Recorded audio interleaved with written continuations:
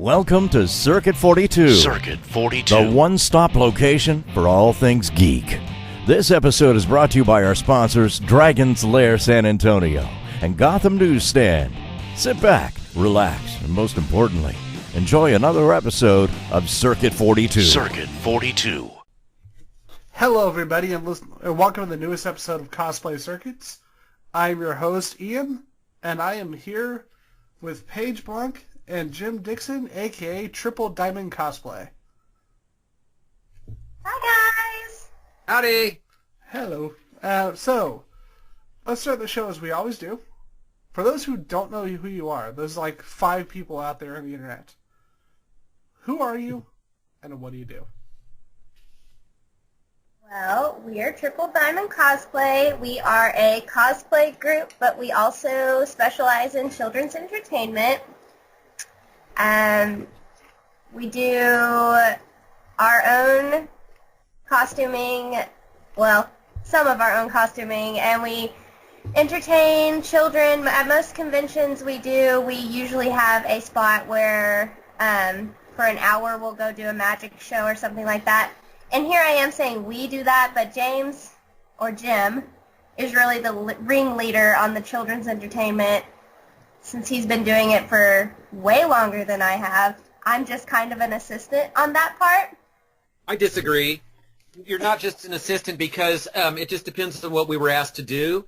I do great magic shows, balloons, that kind of stuff, clown-style entertainment, but Paige is a master at games. If we're going to be playing Red Light Go, Green Light Stop, Simon Says, I can't do that even half as good as her. So we make an excellent team. Don't sell yourself short, Paige. We make an excellent entertainment team together when we do that. Go back, Paige. Sorry. Had to butt in. I didn't mean to sell myself short. Yeah. So, yeah, we do a lot of that. He's teaching me how to make balloons and stuff like that. He's teaching me small, simple magic tricks, which I've already picked up on. But he's right. I do lead games. I love doing games. I've worked with children since I was probably 14. I love kids. Kids are my life. I have a degree in childhood education, so this is something that I've always loved doing. However, teaching in a school has never been my thing. I've always just liked having fun with kids, so children's entertainment is something that really helps me with that. But, yeah. And my name's James Dixon, or Jim Dixon. Paige calls me James. Basically, I'm a middle-aged man that's been doing clowning since I was in my early 20s. I've got about 2,200 shows under my belt in clowning, but this is becoming a very unclown-friendly world now. And like it or not, I have to adapt. And I got into cosplay as Joker, met Paige, and we became very good friends real quick and partners in business later. And so, long story short, going to these conventions, I noticed there was one thing that I always asked myself, and that is, what do the cosplayers do? What do the guests do? Because I didn't see a lot of entertainment. I just saw a lot of signing prints and selling things. And so, over time, me and Paige have both, I think, started incorporating something that's severely lacking in cosplay, and it's catching on around. We're seeing more and more people doing it, and that makes me really happy, is to see people actually entertain the audience that comes by our booths. So you mentioned that you guys were friends and then you started working together as business partners. How did you all get started? How did you end up meeting each other and starting to work together? Tell them, Paige. Okay.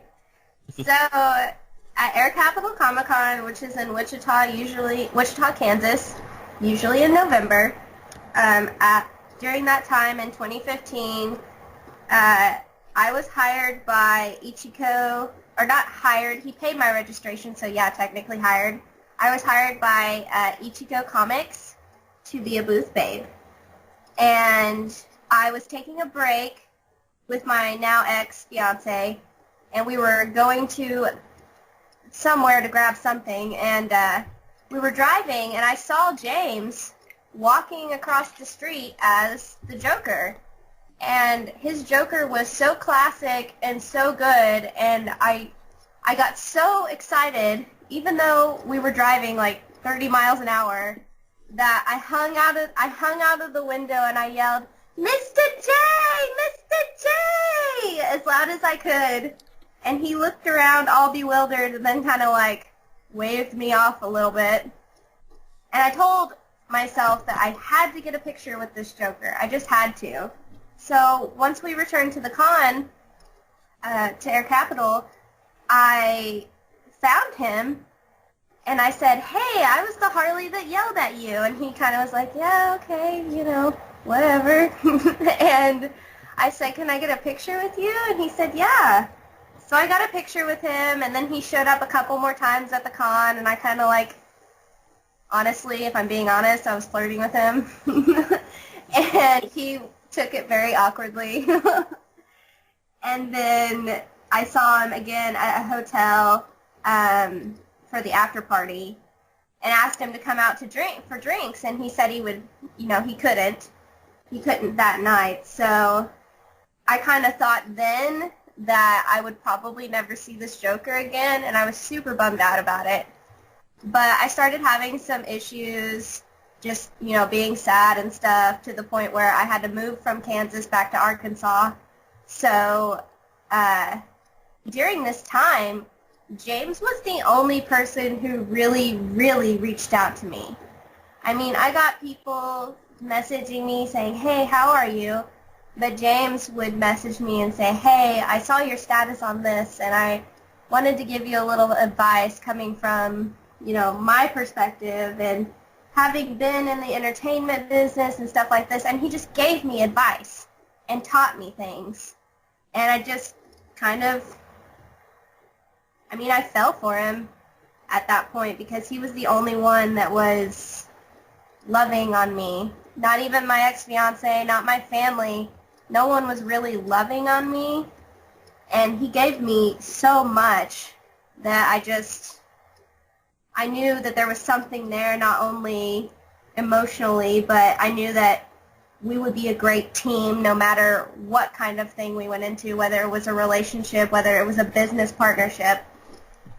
And so I asked him to do Joker again at a con with me, and I think it was Planet Comic-Con, I think. What was it? It was Empower. That was the second time. Yeah, Empower Comic-Con. And so we're at Empower Comic-Con, and where was that? That was in Topeka. Topeka.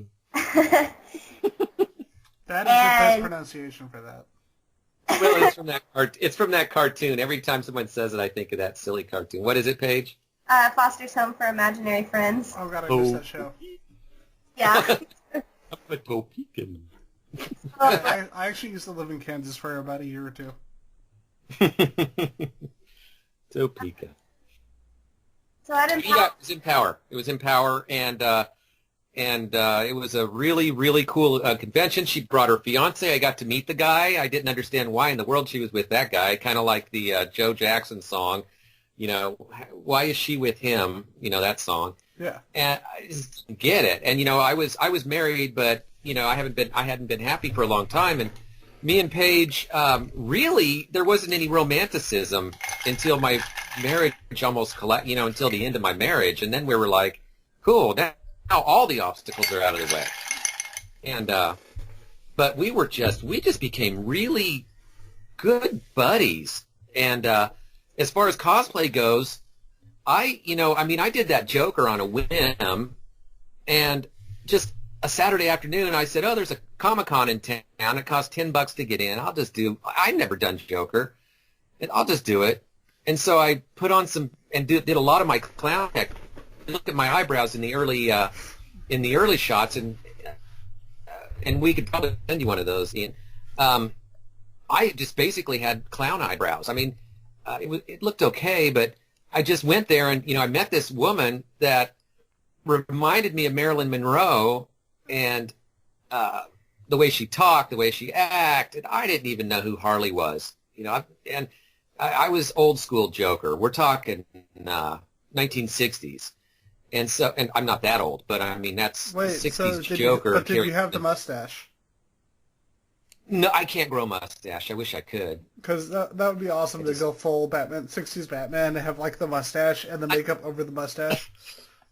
This is Cesar Romero. I do have the crooked bottom teeth though, but no, I went up there and she, if she was, if she was flirting with me, I didn't catch it because I was just looking at the ground the whole time like a 8-year-old boy, that, was too nervous to even look at the girl in the face. But no, Empower was a good one, and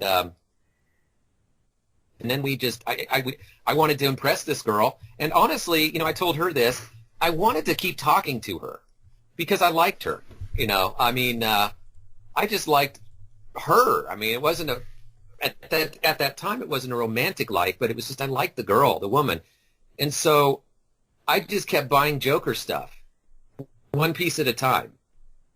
I bought a coat, and then I'd text her a picture of me in the coat, and she'd say, "Oh my God, that's amazing," and then I could get another week out of it. So then I'd buy. I'd ask her a question about something, eye pencil or something, just something to keep contact with this gal, and the rest is history. Did you have more to add, Paige, before I butted in? Sorry. Oh, no, that's okay. Trying to think. I just know when we were at Empower, our first real interaction as like a cosplay duo, and we weren't a duo at that time. Keep that in mind. I saw him interact with a child, for me that was a big deal because I love children. And this child, first the child came up to me and he said, "I'm gonna kill the Joker," and I said, "Okay, sweetie, take my mallet." Yeah, I know. I gave him my mallet. I gave this child my mallet and watched him go after James. Now, James at the time was not paying attention. So I yelled, "Mr. J!" and he didn't pay attention. So I screamed, "Mr. J!" and he turned around and looked at me as this child, went to attack him. And when he did, I watched James basically interact with this child in a very playful, sweet manner. He wasn't being scary like some of the Jokers are. He wasn't being harsh. He was being the Joker, but at the same time, he was interacting with this child on this child's level. And I remember thinking, oh my God, this is awesome. And we kind of had this back and forth thing with this kid. And I thought to myself, this is great. I mean, this is natural. This is natural for us. And people kept saying, "Oh my God, I love your Harley and I love your Joker," and getting pictures of James and I together. And I don't know, the more he talked to me about Joker, the more I thought to myself, I really, really, really want to merge my business with his. Because he has his own business, which is Silly Soapy Entertainment. And so we decided to do a merge, and I guess the rest is history. Which is a good thing, because I'll tell you what, I mean, the clown, like I said earlier, the clown is taking a massive, massive hit, especially after the whole fall of last year, with the scary clowns standing on street corners and doing stupid stuff. So yeah, I shouldn't say that. People dressed as clowns, not clowns. I knew one guy who just felt the need to do that, but he was that kind of person who expected him to be one of those people. And what's that? Say that again. There's a person who used to work on this side. I won't say their name. But he decided that he was talking about trying to do that, and it was one of those things where I kind of, not gonna lie, I dislike this current this former host to the point where I was really hoping that he would, just so somebody could kick his ass. Because, and that might happen. Yep. But they were people who were doing that were putting themselves, literally, their lives in jeopardy towards the end of this fall, because people were literally saying, if somebody comes up to me, I will shoot them if they do it. And so, yeah. I don't get why anybody would even think that's okay. Like, that's a whole level of stupid. You know what I mean? Well, people want to jump on an idea that they see, they think is working. And the problem is we've all been so desensitized to fear now. I mean, you see a guy in a Jason mask, you don't jump. I mean, I don't. It's like, okay, that's a guy with a Jason mask or a Freddy mask. That suddenly something scares people, and it's just like, oh, this works. This actually scares people. I'm going to do this now. Because, like I said, we've all been so desensitized to fears, that when something comes up, everybody jumps on the bandwagon. It's going to pass. The good thing is it already kind of is. My point is that I needed... No, it ain't going to pass. It ain't going to be anytime soon. We're going to have... You mark my words. What is this? This date right now, folks, is in February. Come October, it's going to be twice as bad. You mark my words. They're going to go... People are going to take it up a notch. I don't know how, but they're going to do it. And it's not going to be good. But I'm just glad I got Paige on my side because in my business and that the business has merged because, I have to expand onto other things. And we are going to be doing, and this is not a shameless plug.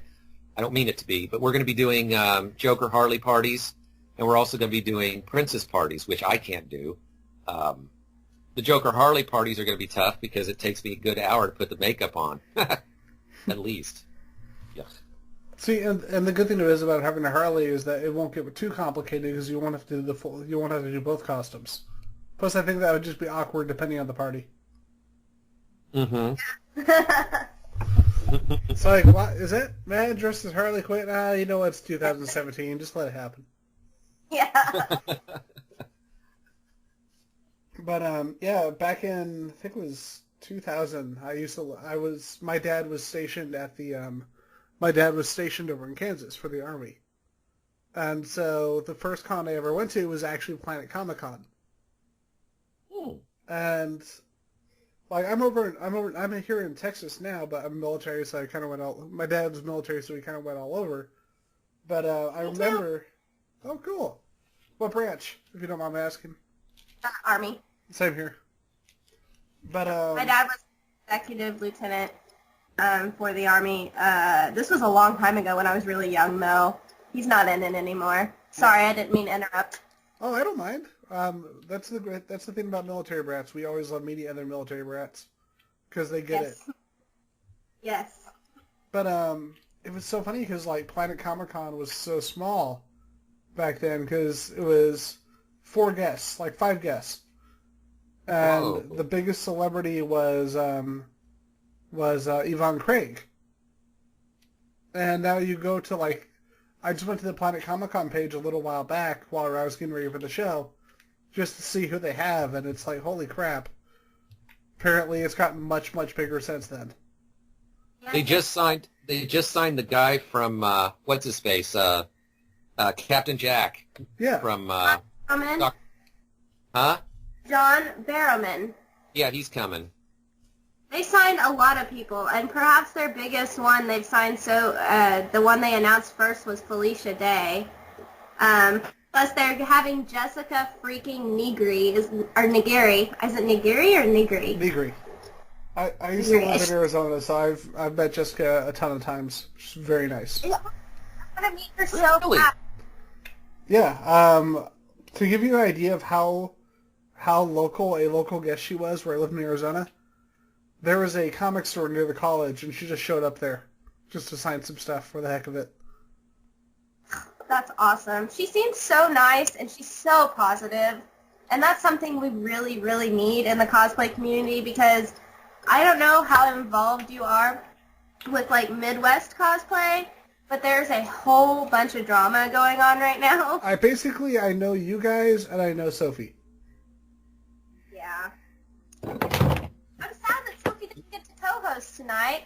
I was excited when she told me that she may have been, but she had to work. Well, I was going to say we've actually been looking at a number of guest hosts, depending on like shows that we've done and events that we've done. So that's definitely something to expect from you in the future. Can I turn my nerd card in? Yes. Who's Jessica Negri? She's basically the biggest cosplayer in the whole family. Oh, the cosplaying girl. Yeah. Oh, I know exactly who you're talking about. I thought she was an actress. Is who I thought you were She talking kind of about. is. She's a voice actor. She's done a lot of anime voice acting recently. And the funny thing is, like, I was one of those people. I was like, cosplayer doing voice acting. Will this translate? Is just because she's popular? And then I hear her in different parts. So it's like, holy shit! Apparently, you're awesome. Rock on. We can say shit. Yeah. I didn't know that. You keep in mind, James, we are children's entertainers, so let's not get too filthy. Oh darn! No, it's okay. You can cuss. I just don't want to cross the line, I guess. Although I am doing a boudoir, Gotham City Sirens boudoir shoot next weekend with the Super Sirens, so So I guess I'm too crossing the late. line anyway. But we actually had another comic person from Kansas. His name's Captain Logan. He has a YouTube channel called Geekvolution. That's so familiar. I just cannot put a face to the name. You've probably seen him at a lot of shows. He does a lot of shows in that area with his son, and then they've started going everywhere. Like apparently he's done video tours of the Superman Museum over in Metropolis, Illinois, like 3 times. Which I kind of want to go. Which is so funny because you look at Metropolis, and I love how they described it. They described it as a town that looks like the Gotham City from the 1989 Batman. Because when you go back and watch that movie, because the city is, it's like, here's this Metropolis. We just passed the same building 5 times. It's like, so apparently everyone lives next to the movie theater. Okay. That's the thing. I love Tim Burton Batman, but like, especially the second one, because the second one literally has no coherent story. It's great. And growing up, I didn't want to admit that, and then I watch it, and it's like, so what's your plan, Penguin? Well, first I'm going to run for mayor. And then I'm going to give up on that, and then I'm just going to kidnap all the children. And then I'm going to give up on that and just kill everyone. And that's the story of the movie. Right? Yeah, Catwoman has magic cat kiss powers, because that shit happened. Yeah. Yeah. There's gonna be that one Tim Burton fan who just like rages on us in the comments. Tim Burton's Penguin grossed me out. I mean, made me sick to my stomach. I can't even watch it to this day because it's just so, I don't know, it's just gross. I can't remember the actor. Was it Danny DeVito? Danny DeVito. Oh, good lord. He did an amazing job, but it was disgusting.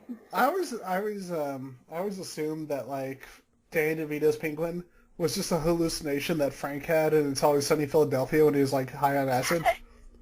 So what happened then, Frank? I had this dream where I was a Penguin Man.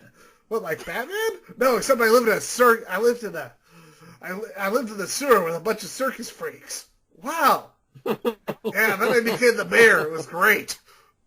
And I rode in this giant rubber duck. Just like in real life. What did you take before you went to bed? Nothing. It just happened. Oh God, it's hilarious. Yeah, as a Penguin Man. That's a great movie. Like, it's one of those, like, it's absolutely gorgeous, minus the penguin, but it's just hilarious to watch because there literally is no plot. Yep. I think Tim Burton was just kind of like, I'm going to put all the pretty colors and scenery in here and make it very visually appealing and make it very comic bookish, but then I'm just going to kind of forget about the story because no one will really notice. We say it's pretty colors. We say colors, but literally it's Tim Burton, so it's just blacks on whites and snow. Yeah. But you're totally forgetting about Michelle Pfeiffer in latex. That part was great. That's why I'm not making fun of that part. Yeah, that was the whole movie right there. When you're how old was I? I was 20. See, I was 8, yeah, when and you're that was 20 the years... whole movie for me because I was way ahead of the curve. By 8, I mean 7, so I was way ahead of the curve. I remember God. watching that and wanting to be Catwoman and walking and balancing on my couch, like walking across the back of it.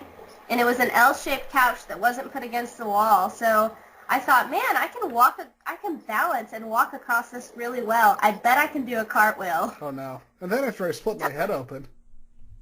So I did a cartwheel and my hand missed Oh, no. the Oh, no. back couch, and I almost broke my neck. God, I'm glad you're okay, because that would be kind of an awkward interview. It's like, I cosplay like this, but your neck is all out that way. I'm fine. There's a lot of characters like this. It works. Oh. Well, that went to a whole dark place, because we're awesome, and we have a filter here at Circuit 42. Blame Dan, my co-host. It's all his fault. He's not on this show. Shut up. It's his fault. Oh, I just confirmed you on Facebook, by the way. Woo. You don't look anything like I thought. I know. I've got like this big giant forehead. It's really terrifying. No, you look like you're young. How young are you? I'm 32. Don't want to say? Okay. 32? Oh. Wow, I thought you were like 24. Yeah, I know. I I thought he was more like 19. I get both of those a lot. I tell people it's a Scottish Highlander syndrome. True. Yeah. One more note on Batman Returns. There was a podcast I was listening to. They were talking about it, and I love the summarization of the relationship with Catwoman. So, hi, I'm Batman, and I'm a tremendous womanizer. And in this movie, I'm going to fall in love with the craziest person I can find. And you can tell that she's crazy because she obviously has bipolar disorder, her makeup is constantly everywhere, and her eyes are bigger than Gowron's on Star Trek. Yeah, that's accurate, actually. Very accurate. Yep. I never thought of her being mentally ill. She is, isn't she? Yeah. Her boss pushed her out of a freaking window. And she got cat kisses. That will make anyone bipolar. Oh, then again, I am bipolar. Oops. Oh, Yeah, she is. oh, I feel bad now. I'm sorry. No, it's okay. No, it's fine. We make fun of it all the time. I'm like a light switch. But the thing is, that goes away when I'm around children. I don't, like, flip out around kids. It Just around doesn't adults. go away when she's around me, though. Well, Oh, God. I gotta say, We have a very fiery relationship.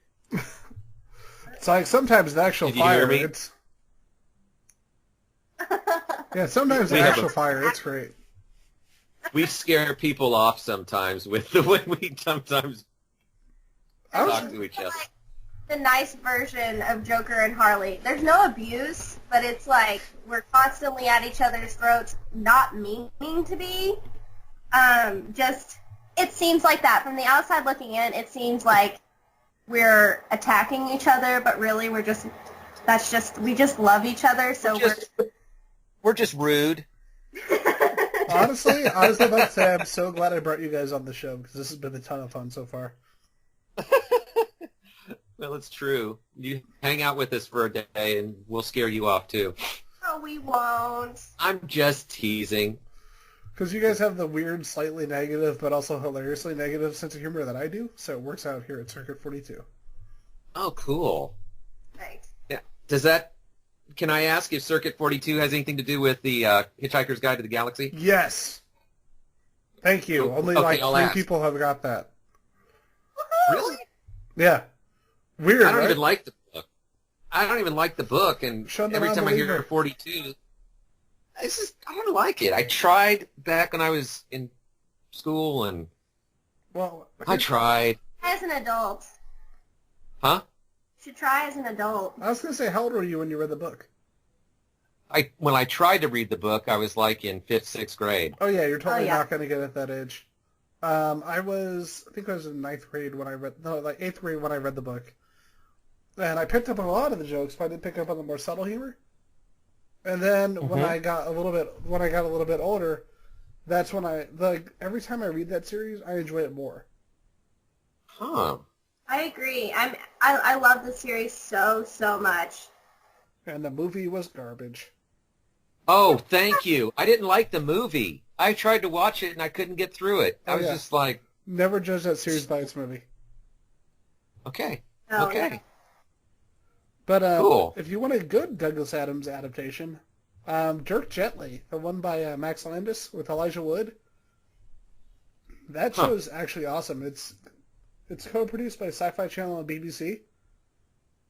So that's really all I have to say about that part. And instead of actually trying to do what they did with the other adaptations and trying to adapt the novels directly, they took the style of Douglas Adams and went with that. So you've got original stories, but it's got the humor and style of Douglas Adams instead of trying to directly adapt the stories. Well, we're off topic now, but I want to ask you a question. That's pretty much the Listen to show. me. It will kind of go off topic. Cool.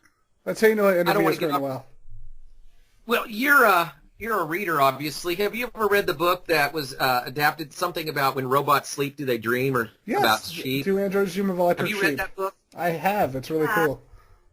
Have you, Paige? James, we have had this argument. Don't you remember I told you what is my worst movie? The one movie that I hate. I'm not talking about the movie. I'm talking about the book. Please don't criticize Blade Runner. I'll become sad.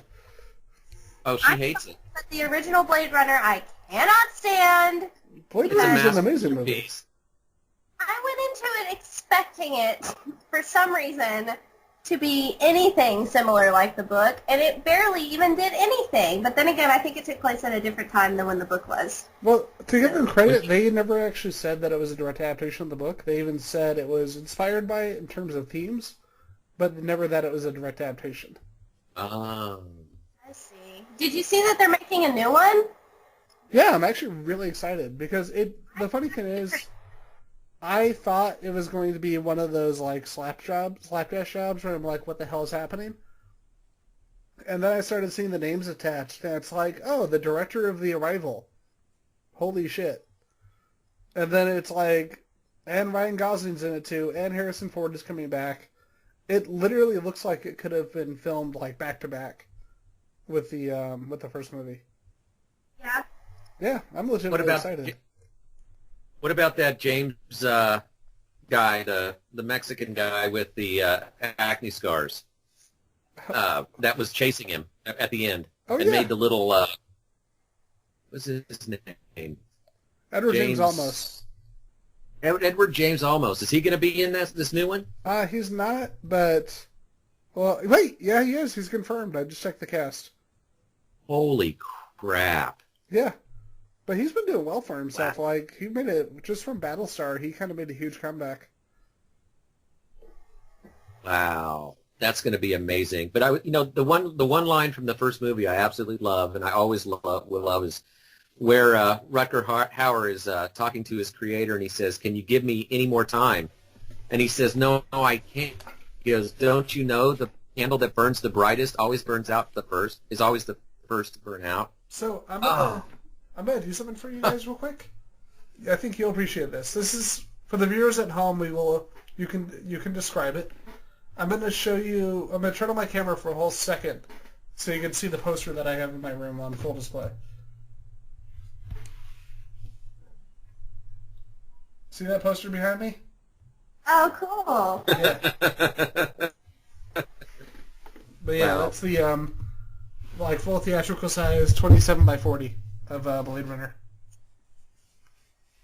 That's a nice mic. That's cool. Oh yeah, it's Audio Technica. It was It's really nice. It was actually a gift from my family when they realized that I was getting really serious about the show, about doing this. Because originally it was just like a one-off thing, and my family and I kind of assumed it was going to be a one-off thing. And then by the beginning of the second year, I was talking to the creator of Chronicle, the movie Chronicle, Max Landis. And I think that's when my family realized I was serious about this. So they surprised me and just got me all the audio equipment as a gift. Oh, wonderful. I told my mom I had this interview tonight, and she goes, "Why?" And I said, "Because." God. cosplay. Because cosplay, Mom. And she was like, yeah, okay. It's so weird because my mother is also bipolar, but she's like severe bipolar, like bad. And she will support, and then suddenly there's nothing. Like, she doesn't care, she doesn't want to hear about it, she doesn't want to think about it, she gets mad if I bring it up. And tonight was like kind of like one of those, like, I don't really want to listen to you talk right now when I was talking about it, so. Be nice, she might be listening to this one day. Yeah, I doubt it. Now, this is Hi, Margot. Was that a Margot Kidder joke? Because that's terrible. No, it's not. Okay. My mom's name's... Okay, so her name is also Margot? I was going to say, Yeah. Jim, that's just mean, man. Well, she ain't. Her mother doesn't have a hammer. Oh, okay. You get that right. Yeah, I do. Okay, good. I don't get it. So to something since we're talking about this now, this is something I've never brought up on the episode. I personally actually suffered from, I wouldn't call it severe depression, but it was pretty bad. And actually, this show, doing this show, actually helped me to really get past it. I totally understand. And what I didn't hit on, I kind of skimmed over when I was talking earlier, was back in November of 2015, after Air Capital, I had a mental breakdown. That's why I had to move back to Arkansas to get help. I got post-com blues so bad, and my ex-fiance isolated me so badly that I couldn't take it anymore, and I had a bad mental breakdown. I won't go into detail. And so I had to move back to Arkansas, and once I moved back here and started talking to James, James kept my dream alive for cosplay, and I really pushed myself, and I threw myself into it, and it's helped me a lot. I mean, I'm in a better mood when I have a convention coming up than when I don't have a convention coming up. Like, this week has been so great for me because this weekend in Wichita, it's Wichita Esports, and it's going to be one of what I like to call one of our luxury conventions, meaning we don't have to perform. We're just going as patrons. So it'll be fun, and I'm really, really excited about it. So I totally understand where you're coming from. Yeah, but that's actually the first time I've ever discussed this on here because, like, none of our listeners know about it because I tend to keep a lot of my personal stuff out of the shows. So, but hearing you guys talk about that made me kind of want to open up about it a little bit. Good. Good deal. Great. I mean, really, it's I'm finding a crap load of cosplayers have one form of mental illness or another, and I say mental illness not as a word that it sometimes sounds like. No, I'm talking bipolarism, depression, a lot of autism, and that's cool. I really consider autism a mental illness, though. I mean, that's just true. Who you are. That is true. That is true. Thank you for correcting that because you can't lump that into there. It's not even in the doctors don't even call it that. So no, that's not what I meant. But thanks for correcting me. But that's another thing that's special about James's eye. James and I is that we both are autistic. We are both autistic in one way or another, like actually autistic. Yeah. And so we understand when we meet patrons, when we meet fans and children, like, we understand a mental handicap. And we're able to work with them on that because we have the same thing or because we're considered also mentally handicapped.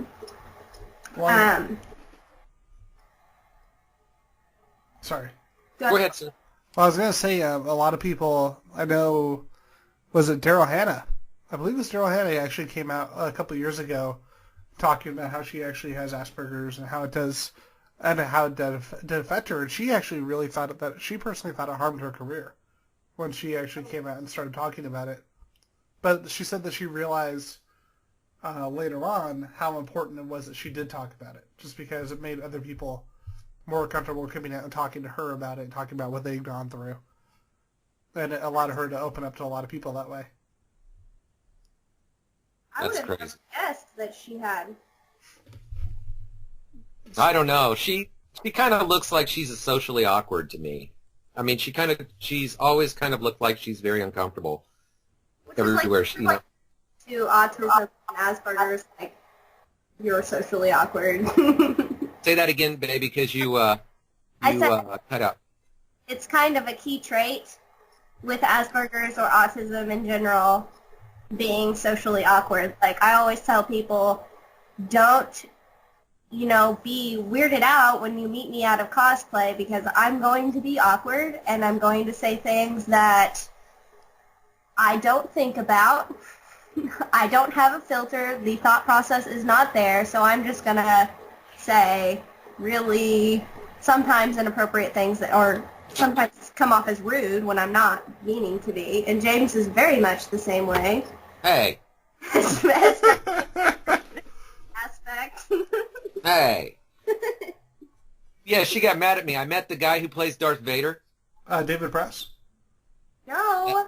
Spencer Wilding, the new Darth Vader. Sorry. Oh, okay. There's so many Darth Vaders. I mean, there's Sebastian Shaw, that's Sebastian Shaw. Sebastian Shaw's X-Men villain. What am I doing? I don't There's like 4 different Darth Vaders now. Really? Yeah, because Well, you had David Prowse, of course. You had James Earl Jones. Let me see. Who was the Vader when he took off? Oh, it was Sebastian Shaw. Yeah, it's Sebastian Shaw when he took off the helmet in Jedi. And now you have the new one that you mentioned. Spencer. Well, I met old Spencer, and I said to him, he's from Wales. And so I asked him what they eat in Wales, and we had dinner together. Or we sat in a bar, on a bar stool on a 50s diner bar and just visited. Not on the same bar stool. Yeah, okay. It's like we tried, though but it didn't work out. Let me tell you, I could have easily fit on his lap. That dude is ginormous. Oh my god. You have to be for that part. What? 7 foot tall? Ginormous. So I forget what I was going to He plays rugby. Yeah, because I'm 6'2", and there's a certain point in height where you hit a point and you are immediately very, very tall. And for me, like, if I see someone who's 6'4", even though it's just 2 inches, they seem like a giant. Hey, my dad is 6'9". See? Like I said, right there. He might actually be able to step on me. He's terrifying.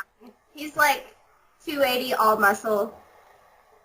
There was another friend of mine, if you know a cosplayer named Tiffany Johnson or Tiffany Minks, her father goes as the Hulk. There's a picture of him next to Lou Ferrigno. He is legitimately larger than Lou Ferrigno. That's awesome. Oh, Lord. Yeah. And we were all at their house one day because we were doing, it was adorable. It was almost like a Tupperware party except with cosplayers. And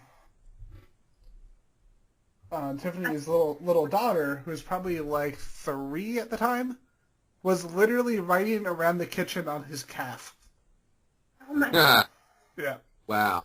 When toddlers can ride around on your calf, you are officially very large. Yes. God. Wow. So, with that, what conventions do you guys normally do? Like, where can people find you, and what shows are you planning on doing What shows are you planning on doing this year? Well, our first convention this year is actually LACE, which is Little Apple Comic-Con let me rephrase that. Little Apple Comic Expo in Manhattan, Kansas. It's hosted and run by our friend Allie Smith. And it's going to be our first time at this convention. I think this is their 2nd or 3rd year. And we're super excited about it. We're going to be there March 18th. And do you just want the list of all of our conventions? Just like any that just any upcoming ones, like anything coming up in the near future that people might be interested in checking out. It doesn't have to be like throughout the full year. I mean, we're in February. That would be a little bit bananas. I'll just name the next March one. Then it hasn't been announced yet, but we will be guests at StealthCon, and that's in Warrensburg, Missouri, and that's March 25th through the 26th. So those are our 2 cons for March, and then we've got several other cons that we're attending this year, including, or not including, but several other cons we're attending this year, and some other cons that we're working on trying to get. Like, I'm trying to get Denver Comic Con right now. I'm working on Tulsa Anime, I think. It's Anime in Tulsa or something. And I'm working on a couple here in Arkansas. But what was I going to say? I had a... Paige handles finding the Comic-Cons and getting initial contact, and then I handle compensation, the business part of it, and that way we're not stepping on each other's toes. I'm not contacting the same ones and looking amateur, and just better that way. So, yeah, I definitely get that. I'm part of a group of a handful of people, about 4 or 5 people. But when it comes to the networking, that's pretty much it's like I tell people, I'm the person who talks to people and gets them to come on the show for the most part, along with one of my co-hosts in Canada, and then the other guys are the ones who make the site not fall apart. Because I could not run a website to save my life. I'm like, Mike, Dad, fix this. I don't know what's happening. Why is it like that? And then they come and do that, and I'm the guy who's like, hey, you helped create Batman the Animated Series. You want to come on the show? Cool. Okay. Hey, we know, speaking of that, I'm good friends with Todd Aaron Smith, who is one of the original illustrators for Harley Quinn for Batman Animated Series. He's pretty awesome. But when it comes to, like, websites, James created and runs our own website, which is www.tripledimondcosplay.com, and I run the Facebook and Instagram. it's so funny because, when I met Paige, the one area she lacked in was negotiations on dollars or hotel rooms or registration, and people would say, so what would it take to get you down here? And she'd be like, I'm free. Like, just send them to me. We'll talk. And so we have a good partnership. We really do as a team complement each other quite well because, I'm a yes man for the most part. When it comes to her ideas, she's a lot of the creative drive. She's the one that says, I just got a Harley geisha outfit, No. We gotta be politically correct. Don't forget. What am I supposed to say? I can't remember. Kimono Kabuki inspired Harley Quinn. Thank you. And so then I have to do can I say Japanese or is that... That's fine. A Japanese guy. A Japanese guy, Joker. She'll come to me and say that, and I'll say, okay, whatever. You're the boss when it comes to that. So, but I'm the one who says, okay, we have enough cons for this year. Don't contact anymore. Because, you can only do so much before, before it kills you. So, and I'm aware of that with my clowning. I did 3 cons in 1 month, and we went from Houston to Austin and then back to San Antonio. Oh. And the thing is, people forget how big Texas actually is. Uh-huh. And so when you're doing, when you're like, we'll go to Houston for a day, 6-hour drive. We'll factor into that drinking until 2 in the morning. Let's face it, con goers like to have a fun time too. And so, I couldn't imagine doing 3 in 1 month. That would take its toll physically. Especially, and, you got to remember, we're on our feet. You're literally on your feet 3 days You don't sit down. We don't, at least. I mean, I see some people sitting down and signing prints on their butts, and that's fine. They can do that. I don't. I mean, we're out there, standing, I'm walking. the same way, and I'm a crazy person. Like, when I did PAX, I'm like, you know what? I'll go to the gym Friday and Saturday morning, and then I'll go do PAX too. And then it's like, I should have picked one day. Oh, Lord. I know usually by the end of the day, it's like, now I understand, because I see cosplayers, like James said, they sit at their booth, they sign prints, they smile, they'll stand to take pictures, and then sit back down. And at the end of the day, they're like, hey, let's go to this after party, let's go party, let's go to the bar district, let's go do this. But for us, at the end of the day, I'm like, I want to go to bed. I'm tired. I've been literally running around in 4-inch boots, like heels, carrying a mallet that's about 10 pounds, Wow. and doing all but gymnastics and running around with James and talking to children and entertaining and on my feet, and I don't really get much of a chance to sit down. And the last time I got a chance to sit down was I was a cosplay judge at Air Capital.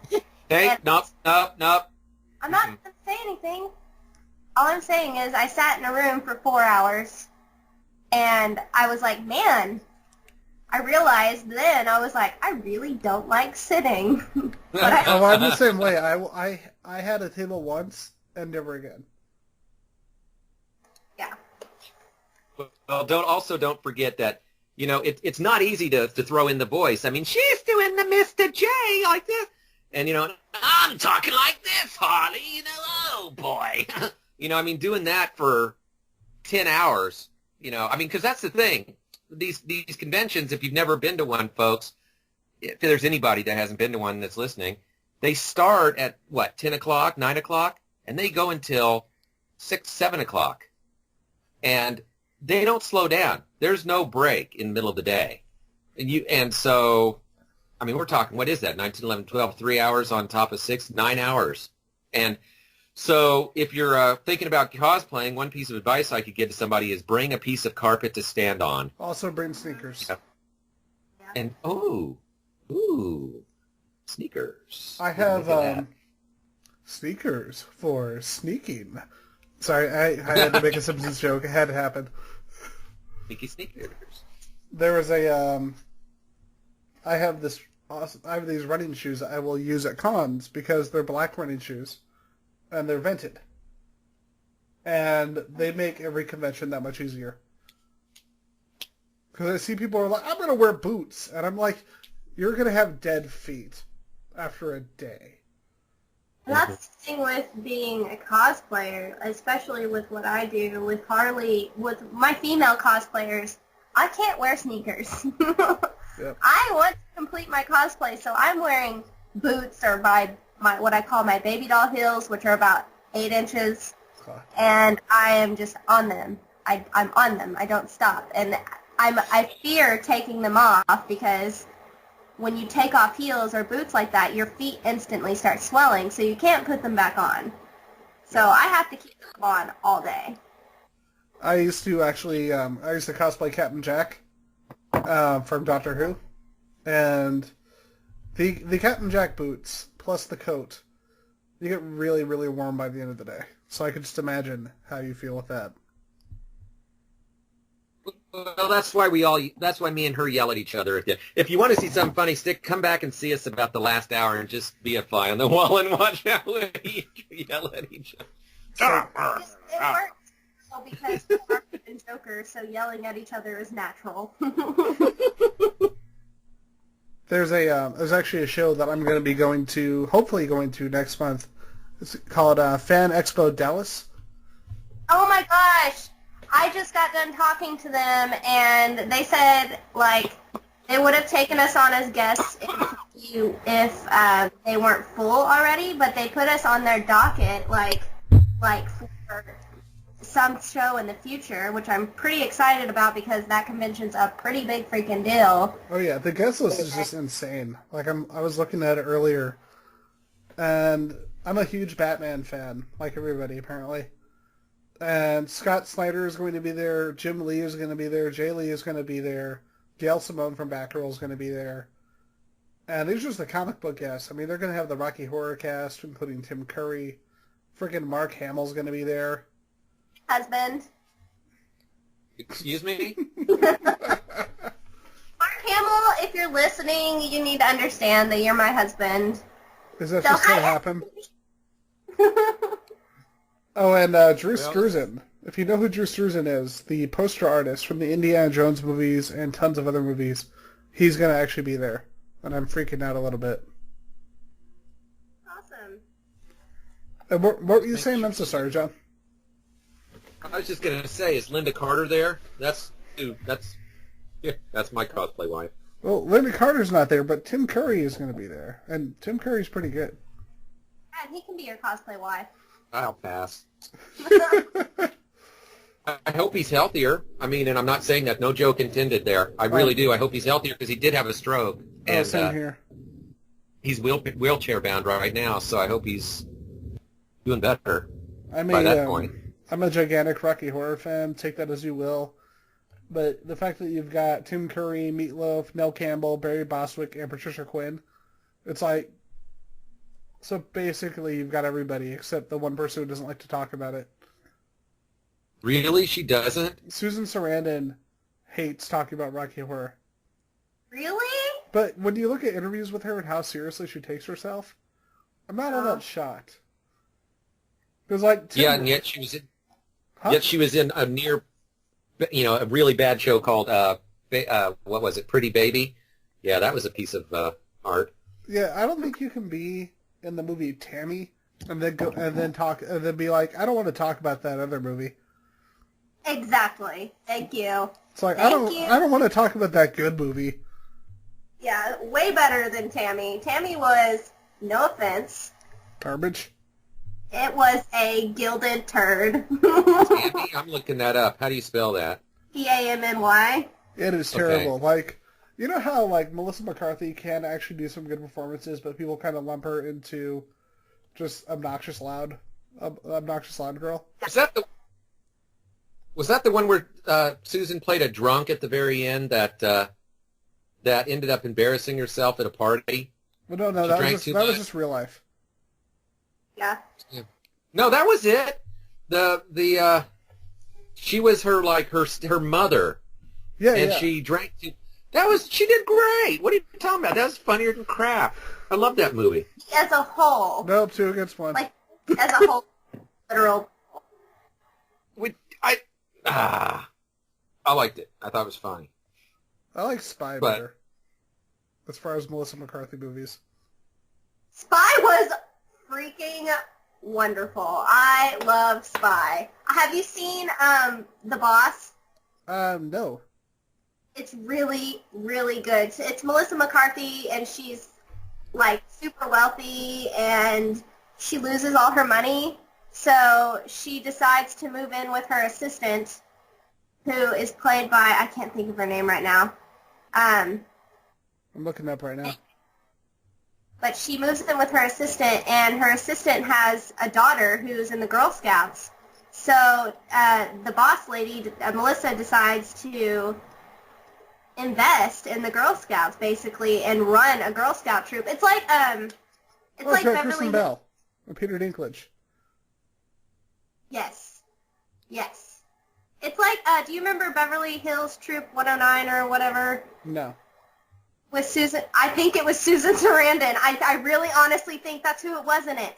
I like to assume that this is a spin-off of Beverly Hills Cop. No. It's really good. Boss is really good. I really enjoyed it. It's like they're just going around selling cookies and putting bananas in tailpipes. It's freaking great. Judge Reinhold is there being a judge. What is it? There was I don't know if you ever saw it. There was a very short-lived animated series for the movie Clerks. Hmm? Yeah, they brought. Never saw it. Oh, but you've seen the movie, right? No, he hasn't. Oh, that makes me sad. Clerks is great. It was one of those rare cases where they actually got everybody involved in the movie to come on the show. And there's this great Oh. dumb joke where, like, Judge Reinhold plays a judge. And apparently he went with it. Like, it was actually him. And there's a great moment where they say, and introducing the honorary Judge Reinhold. And everyone starts laughing. Stop laughing at Judge Reinhold! That was in Clerks? Yeah, the animated series they did. It was a spin-off of the movie. It's funny to me because Clerks has been brought up now this week about 4 times with James and I. So you're saying Because you need to watch it. I know he needs to watch it. It's a sign, James. It's a sign. I don't have time. I got to clean my house before you drive down tomorrow. Because I recently watched Yoga Hosers. Oh, I'm sorry. Yeah. It was all right, but it was just, I mean, it's like they tried real, real hard to make it so... You are so much nicer than I am. You're like, it was all right. It's like, all right's a funny word for trash fire. I mean, it was kind of a steaming fucking turd. Hey! Oh, sorry. Watch it. It was a steaming flippin' turd. It was a steaming flipping turd. What is it? Here you go. Nah, okay, fine, I'll censor myself. It was a steaming flippin' pile of shit. Wait, what was it? So the bad word is flippin', right? Flippin', yes. Okay, good. It's just so depressing because, like, you look at, like, we all like Kevin Smith. It's hard to dislike Kevin Smith, you know? But he went from, like, Clerks, Mallrats, Jason Amy, Dogma, you know, like, just, even if they were kind of mixed, they were still really fun. And then he made, what was it? Tusk. And I'm like, oh, it's not too bad. I can defend that movie. I don't think I've seen Tusk. It starts off really good. The only problem is that the Yoga Hosers girls are in it. And the weird thing is, they're not bad. It's like this quick little cameo. And they're actually totally okay. Isn't one of the girls Harley? Yeah, and one of the girls is Johnny Depp's daughter, you know, because nepotism. Oh, yeah. And it's just disappointing watching Kevin Smith go from, like, super cool, like, 90s indie director to Yoga Hosers. I just could not get over Sausage Hitler. Like, when that came up in the movie, I was like, okay, I'm going to let this be funny. Like, And then I'm going to laugh. And then I found myself forcing myself to watch the movie, and that's when I realized, okay, this movie, this is shitty. This sucks. The fact that Kevin Conroy and Stan Lee are in this movie. That's really all I have to say, because that hurts to say that out loud. You know what I mean? Johnny Depp, too. Oh, you know, but they offered him a fake nose and a wig. And you know Johnny Depp, that's like his magnet, right? His kryptonite right there. It's like, wait, I get to wear a fake nose and a wig? Seriously, so true. Seriously, when the professional clown is laughing at your obsession with fake noses and wigs, you have done something wrong. Oh. Yes. It's just so true. Yep. Johnny Depp, and I got to watch what I say because Paige is obsessed with him. So I'll say this. He's not that picky anymore. And I don't think I've ever said this to Paige. I think he is probably my generation's best actor, honestly. But I do believe that his choice in the last several years has been poor because they've been too similar. That's my opinion. Unless there's films. For me, one of Johnny Depp's best roles was Secret Window. I loved Secret Window. That movie's underrated. Yeah. It was a horror movie, and you never hear about it. You never hear about that movie, and it was just so freaking good. It's still, like, right now I'm getting literal chills because it still scares me. I mean, but then again, I'm also up Stephen King's butt. I love Stephen King so much, and that was from one of his short stories. And it was such a good... Oh, my God, I'm going to have to download that movie tonight and watch it. I got to briefly chat with Stephen King, actually. That was pretty cool. We only exchanged a few words, but We were actually attempting to get him on the show, and we weren't able to, but I did end up getting to talk to Stephen King a little bit. So, are you excited about the Dark Tower movie? Because I really am. Yes, but I'm so scared too.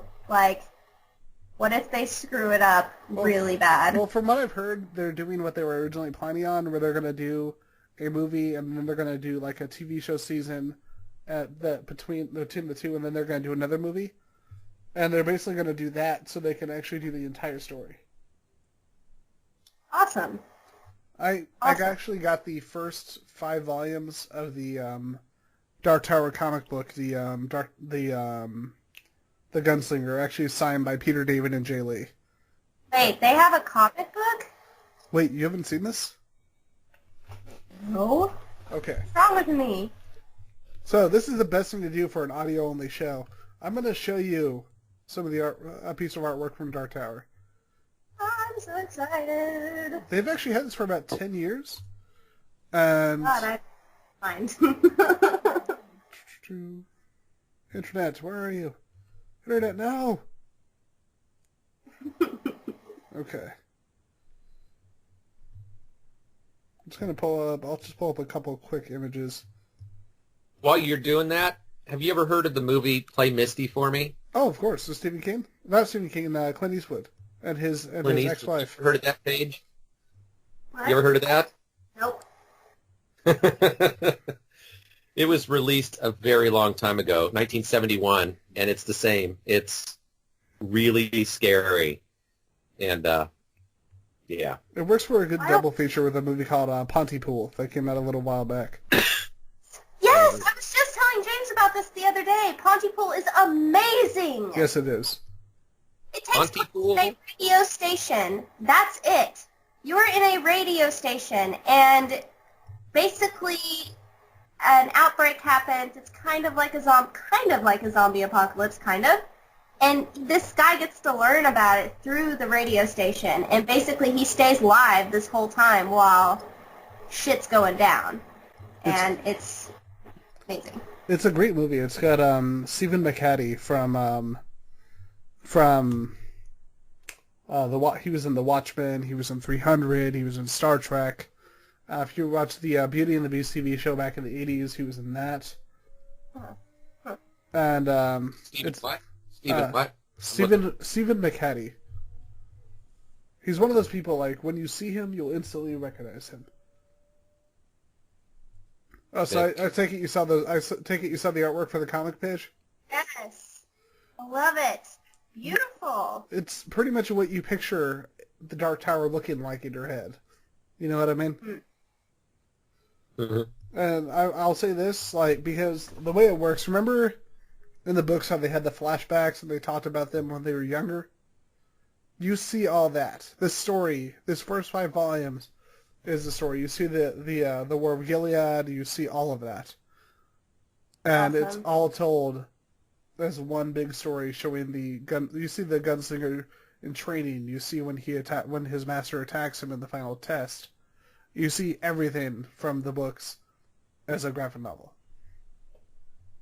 That's so cool. I really need to get my hands on those.